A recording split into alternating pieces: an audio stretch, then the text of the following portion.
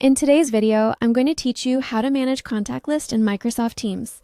If you find this useful, consider subscribing and liking the video. First, open Teams and look at the left navigation bar. Click the three dots labeled More Apps, then either search for People or select it from the list of apps. This opens your People app, which is where you can create and manage local contacts beyond your organizational directory. To add a new contact, select Add Contact in the top left corner of the People app. Type the person's name or phone number.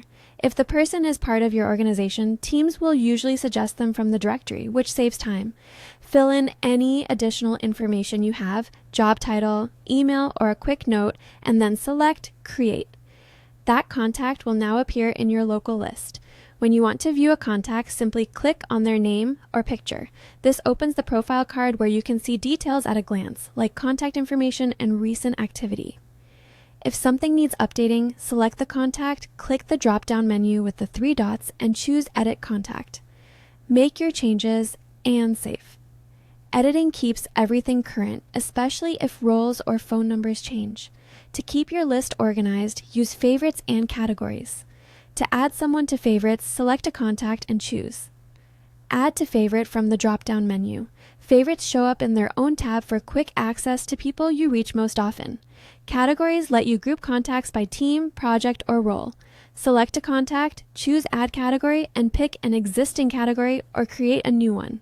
Thoughtful category names make it easier to filter and find related contacts later. If you want instant access for calls, add a contact to speed dial. Select the contact and choose Add to speed dial. These contacts will appear in your Calls app, so you can start voice or video calls without searching. When a contact is no longer needed, select them, click the three-dot drop-down menu, and choose Delete. Confirm the deletion when prompted. Keep in mind that deleted local contacts cannot be recovered, so double-check before confirming.